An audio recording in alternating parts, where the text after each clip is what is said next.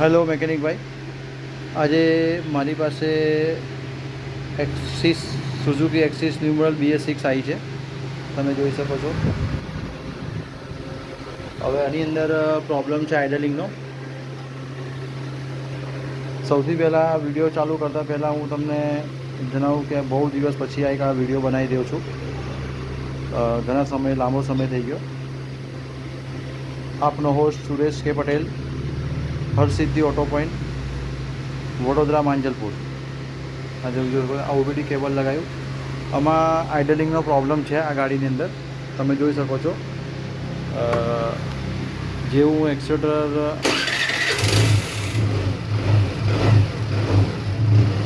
જો હું એક્સિલેટર છોડી દઈશ તો ગાડી બંધ થઈ જશે. આ તૈયારીમાં બંધ થઈ ગઈ. એક્સિલેટર છોડેલા આઇડલિંગમાં પ્રોબ્લેમ છે, બંધ જ થઈ જાય છે. હવે આપણે જોઈશું કે આનું આ પ્રોબ્લેમ કેવી રીતે સોલ્યુશન લાવવું.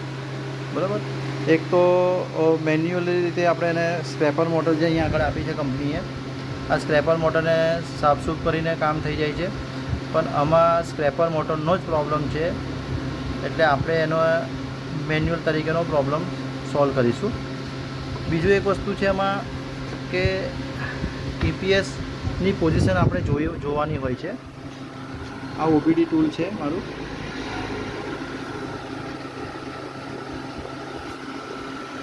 તમે જોઈ શકો છો,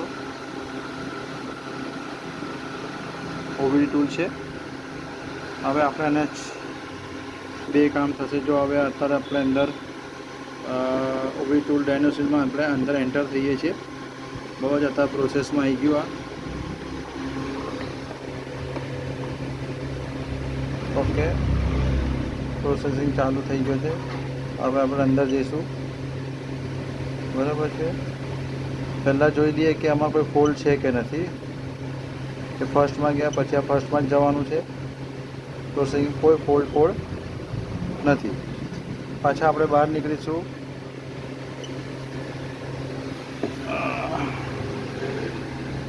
પાછા આપણે બહાર નીકળીએ.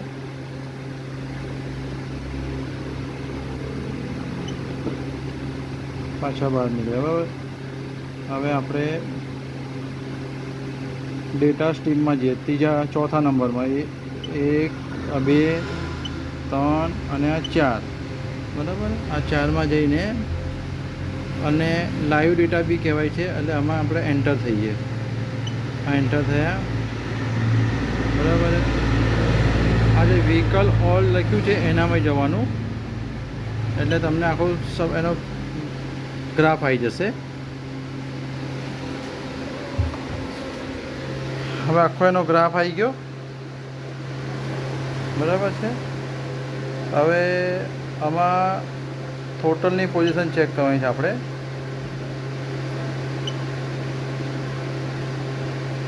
જો આ લખ્યું છે ટોટલ એબ્સોલ્યુટ ટોટલ પોઝિશન. બરાબર છે, 13.7. તો અહીંયા આગળ આપણે 13.7થી 14.5 લગીનનું હોવું જોઈએ. બરાબર છે, તો આપણે એમાં થોડું ઓછું છે તો એ આપણે સેટ કરીશું. હું તમને લાઈવ એક્સિલેટર ઓપરેટ કરીને બતાવું, જેથી કરીને તમને ગેરસમજ ના થાય. તમે જોજો, આ બધું આ બહારની ગાડીમાં બી વધશે, ઓછું વધતું થશે. બરાબર, પણ ઇગ્નિશન ઓન હોવું જોઈએ. જો અત્યારે એની પોઝિશન થઈ ગઈ 14.1. બરાબર, ઓકે. તો આ રીતે પહેલાં બંધ ગાડી હોવી જોઈએ, ઇગ્નિશન ઓન હોવું જોઈએ, અને ટોટલ પોઝિશન સેન્સરનું TPSનું સેટિંગ કેટલું છે. ઘણીવાર બનતું હોય છે કે આ જે સ્ક્રૂ છે એ સ્ક્રૂ ઘણા લોકો ખોલી નાખતા હોય, ટાઈટ કરતા હોય, આઇડલમાં ના ચાલતી હોય એના માટે. તો આપણે આ સ્ક્રૂ છેડીએ એ સમયે તમારે આ જે અત્યારે મેં તમને ડિટેલ બતાવી સૌથી પહેલાં એ ડિટેલમાં જવાનું અને આનું સેટિંગ કરવાનું. અને તમે ઓછું વધતું કરશો, અંદર જો ટાઈટ કરશો તો વધશે, અને ખોલશો, બહાર કાઢશો સ્ક્રૂને તો ઓછું થશે. બરાબર, તો આ રીતે આને સેટ કરી લેવાનું. પહેલાં 13.8થી 13.7થી 14.5 બરાબર છે, એનું સેટિંગ છે. હવે આપણે સ્કેપર મોટર ખોલીશું.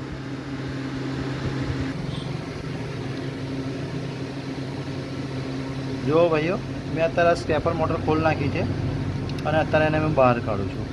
બરાબર છે. આ રીતની એની સ્કેપર મોટર હોય છે. હવે આપણે એને મેન્યુઅલ રીતે સેટ કરીએ છીએ. બરાબર. તો મેન્યુઅલ રીતે જોઈએ આપણે. હું તમને બધા પહેલાં આને આપણે ખોલી નાખવાની છે, આખી બહાર કાઢી નાખવાની છે.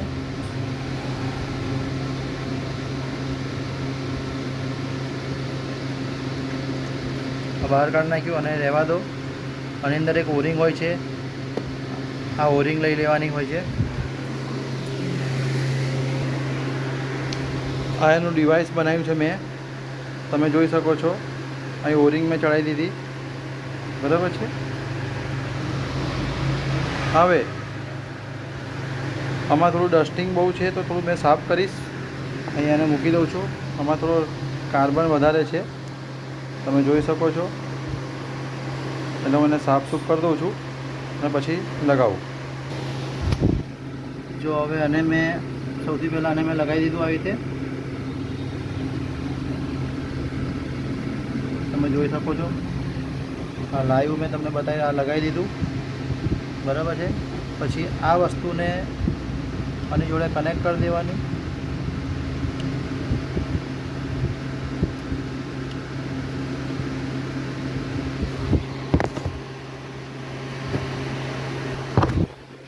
જો આ રીતે મેં લગાવી દીધી છે. ઠીક છે. હવે એને હું થોડું ફિટિંગ કરી લઉં, કેમ કે આજે હું એકલો છું એટલા માટે. તમે જોઈ શકો છો મેં એને ફિટ કરી દીધું છે. હવે આપણે સ્ટાર્ટર મારીશું.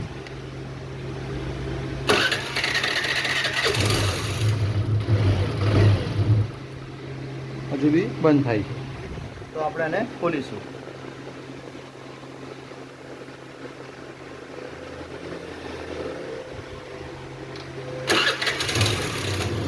જો આ આઈડલ વધી ગયું.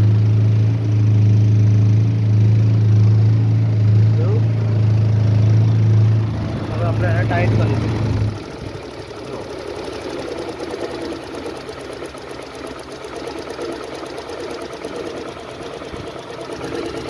એકદમ પરફેક્ટ આઈડલિંગમાં ચાલતું થઈ ગયું.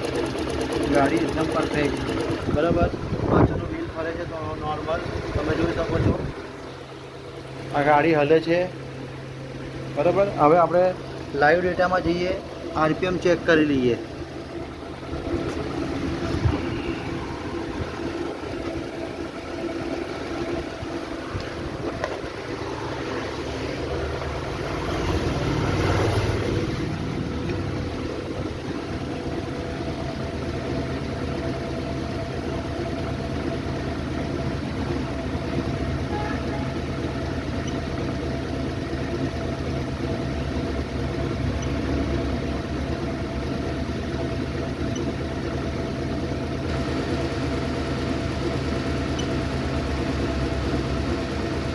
આ આરપીએમ છે. જુઓ તમારે અત્યારે 1000ની આજુબાજુ ચાલે છે, પણ એટલું ના હોવું જોઈએ, થોડું વધારે હોવું જોઈએ.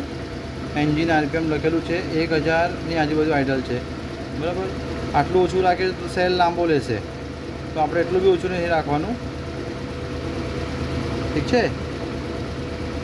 જોજો. તો આપણે થોડું કરીએ. જો આ મેં ધીરે રહીને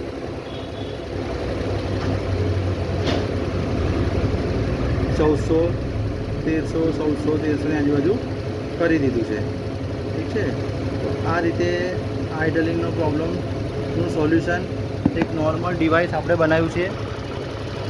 જાતે આપણે ડિઝાઇન કર્યું છે, જાતે બનાવ્યું છે.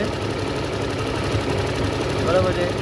હું આ ફિટિંગ કરીને 500 રૂપિયા લઉં છું કસ્ટમર પાસેથી.